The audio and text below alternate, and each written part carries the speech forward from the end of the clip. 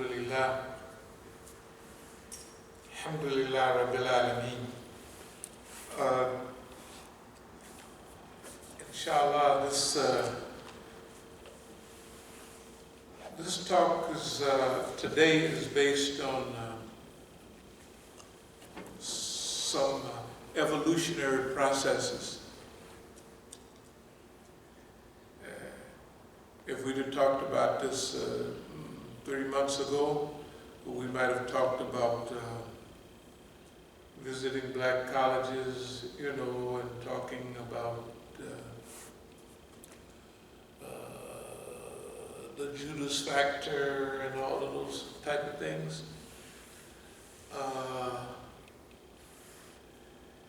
And certain directions that the government and the system has been trying to keep us in.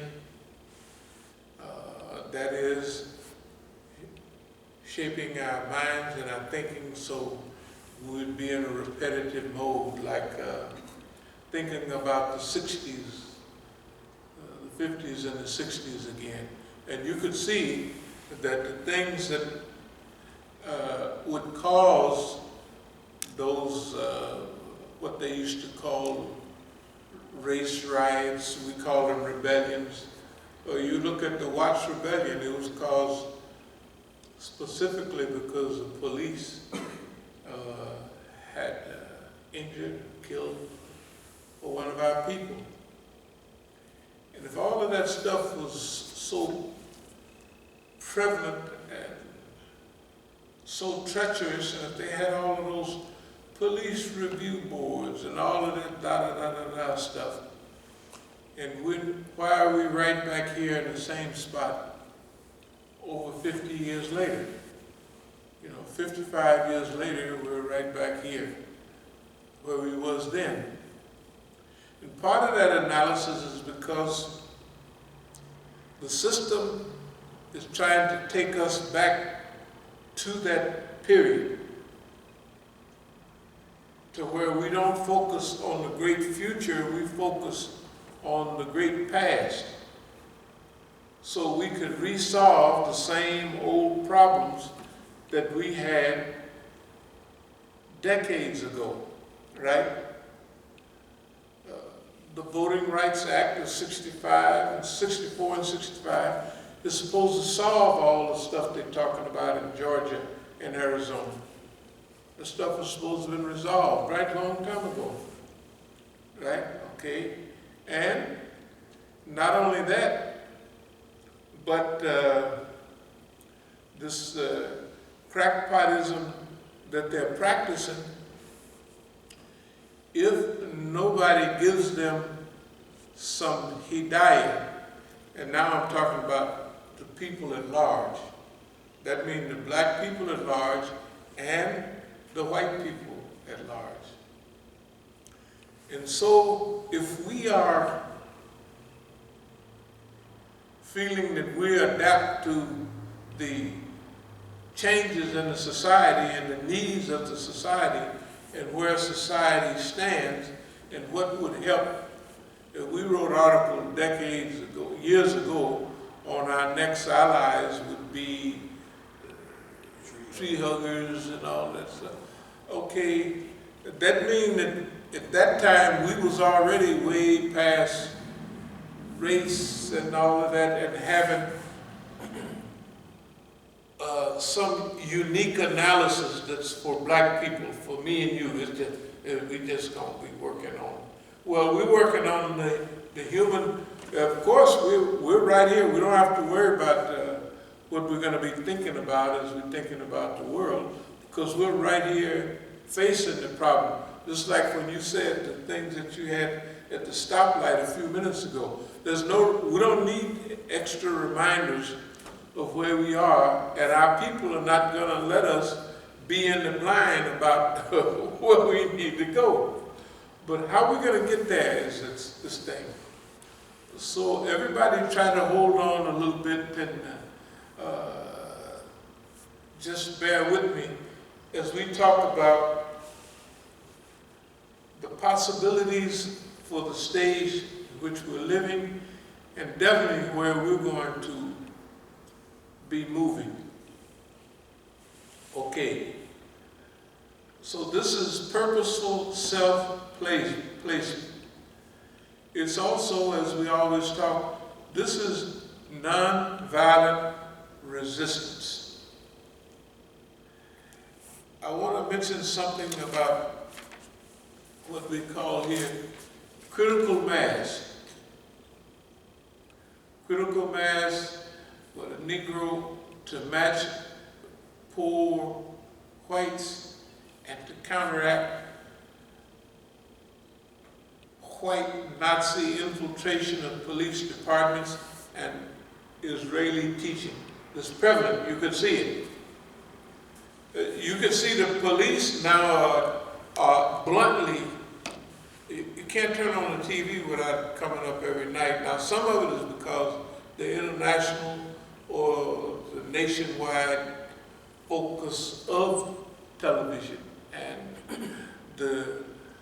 we can see the reactions to what's happening in Palestine, and we don't even have to wait, but like we had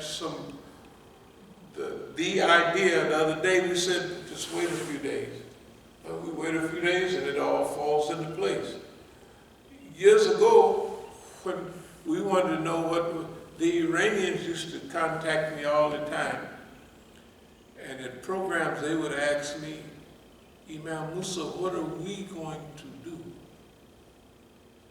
In other words, what is our people back in Iran going to do? You know why? Because we was better at that analysis than they was. And technically, analyzing their own self. And that is still going on. I'll go through a little bit of it as we go through this. I want to talk a little bit about something the dictionary calls something that's critical. It's a critical mass, a critical point, critical pressure, critical temperature, critical points at when things can be absorbed, they can change form, or what have you, or they can fulfill a certain destiny. Critical, marked by careful and exact judgment and evaluation. That's talking about critical evaluation. That's what we have to do. Why do we do it? Just imagine and think and remind yourself how critical has our examination and exposition on the things that are going on in the world been. Let's say if anybody's been here 30 years, let's say go over 30 years. If you've been here 20 years, use that. If you've been here 10 years or even 5 years or a few years, how accurate has our analysis been? And how have we always tried to incorporate our actions with what is good for society, humanity, and of course the dean at that particular time? Okay.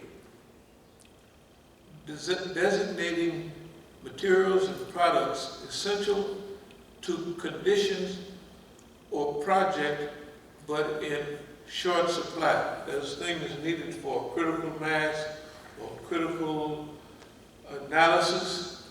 Some things to bring that level to a critical point of view to where the flip over, the changeover, or things may be moving up to the threshold, and you need some critical events to carry you on through that door, through the threshold.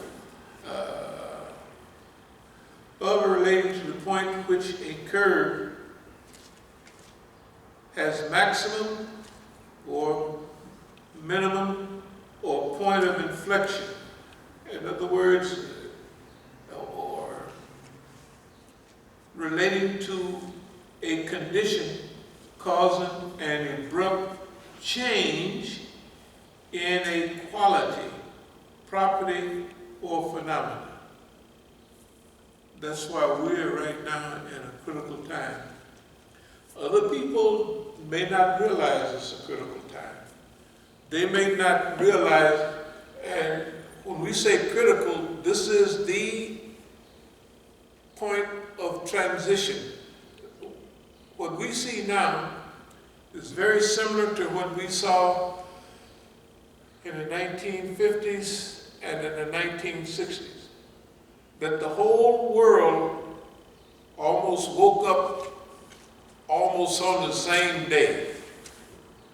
The world over there, colonialism, right? And they realized we have to fight to get rid of these Europeans. Decolonization began to grow and develop. At the same-ish time, we took up the race issue here in the United States. In the 50s, the late 50s, and that's when, in fact, Martin Luther King's speech, the bus boycott must have been 55 and 56. 55, yeah, it was 55, 56. It was a critical time. And it was a time, if it would have happened in 46, may not have happened. And they chose, they selected. That was other incidents. There was a black woman down here in Virginia, big old black looking lady. She didn't fit the bill, tell the truth. Anybody ever researched that? She didn't fit the bill for what the NAACP wanted. You Beckerwood can't make me do, you know, kind of, maybe, you know, that type of character. They selected that woman. What's the word down there? Rosa Parks. Rosa Parks. They selected her, how she looked and everything. Right? She was selected, is that right? They think she just was riding on the bus and I'm too tired to get up. No, no, no. They've been working on that for years. And all of a sudden, okay, pull the cord. This is exactly what we have to do in the case, in this situation we're living in right now. What I'm going to talk to you about, nobody has fit this together at this time, and some of the things that I might say might have been, as Germans call it, verboten a while back at one time. But now, as we look at things and we analyze things, we have to put together something that has evolved to fit and has a great possibility of working at this time and their necessity. Because there are certain things for us as a people to survive, right, that has to be done right now. Okay, you got white boys that started joining police departments and sheriff's departments decades ago, right? And they're there now, not just white boys, like nice white folks, but I'm talking about brutal, racist, Ku Klux Klan type of, we can't get these niggers this way. Well, we joined the police and shoot them niggas and got a badge. They did it all along, but now there's a specific pattern to it. That they're doing it, they have done it, it is being done with careful, I mean, the stuff that they're doing right now on TV with body cams, you couldn't even get away with way back then. Because it was blatant. You know, now they're blatantly. Some brother, it must have been Louisiana. Anybody see that on TV? He just, nice guy. He got the Lord and touches the Lord and all that on his shirt. So he's the good so-called Christian.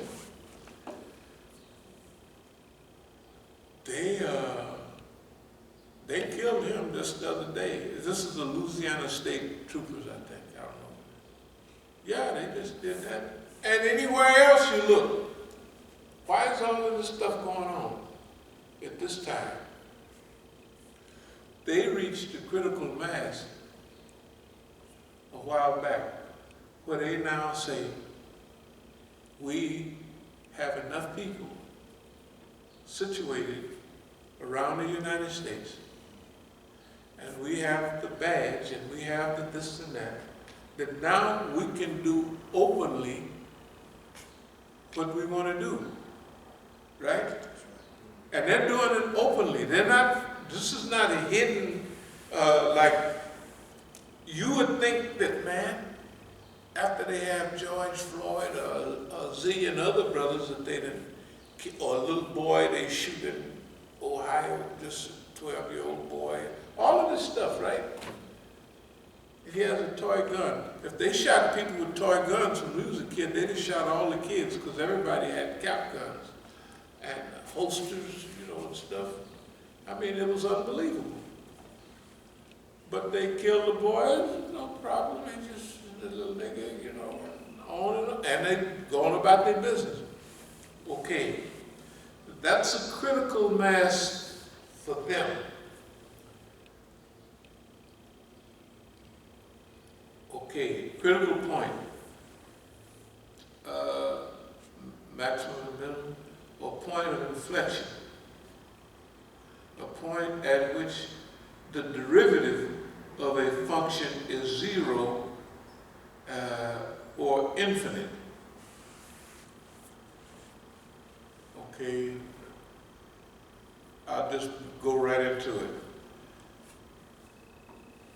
When I went to jail the last time in D.C., the marshals looked like they all, except the white boy roughed me up pretty good. You know, I mean, the little short white boy. And I'm talking, I said, boy, who are you talking to? Shut up! And I say, this is a jail, you can't tell them. They don't say, there's no signs say shut up for silence. So, you know, they locked the cell, and then they came in, they got me, and everybody was telling me, Imam Musa, Imam Musa. I didn't know they all knew who I was, but evidently they did. I mean, everybody in the jail, Imam Musa, don't do that, don't do that. I said, what are you talking about? So they kind of roughed the brother up a little bit. And then, but I looked at I said something about this is the way they did the slavery time in Louisville. So the little guy, the little white boy, he's about 2 feet tall, so you know he got a little bit of man complex. And then he there, and he can push Negroes around. I watched all the marshals looked like they just left Howard a week ago. You could tell they were educated. It was men and women. And a couple of sisters looked at me, they didn't say, that's all right. Good. They didn't say that, but you could tell they was doing a job they didn't particularly, you know, because they didn't have 10 years of black history. They already know what they're doing. You know what I mean? They're bringing in black people who are poor. What they, you know, if you haven't been to jail here in D.C., just go, well, don't worry about it. Anyway, it's unbelievable. You know, the routine and but it's not D.C., it's everywhere, all over the United States. That routine that dehumanizes. But I was looking at them. All the marshals, the new set of marshals, the old Negro marshals, was all back in the thing. And actually, they was on my side, too. Because after I'm handcuffed for about an hour, and they didn't, and they didn't went, and you know, I'm doing all like this, you know. You know, in other words, you just pinned in that position, handcuffed behind, you know what I mean? So I say, yeah, boss man, you think you might loosen up for the brother a little bit? So he took him, I'm in the cell, and so the Negro, one of the old Negroes has been beating Negroes upside the head since he was a kid. You know, he just took it off and everything. And then, so I noticed something about the people. And number one, the young college grads, that's all they, some of them, that's the only job they can get. You could tell the way they look, they just graduated from somewhere. You know what I mean? But they're U.S. Marshals, right? I'm gonna fast forward. Inside of the United States, what will we do to ameliorate the situation that we're in and take advantage of the situation that we have? We used to 100% be against Negroes and the CIA and the FBI and all of that. Now, we believe, as of yesterday, when we put it all together, not really. No, this is an evolving. Our people have no safety in the United States. Right? That's right. So our people, talking about the college grads should go into all, whatever, the federal or the state institution of their choice. And regular police on the street, that was a time when they were saying, we're going to have more black police, and the black police didn't do a whole lot. They just didn't kill us, but they didn't stand up for us. They ain't did nothing. In certain cities, they kind of went overboard a little bit. But this is a different time.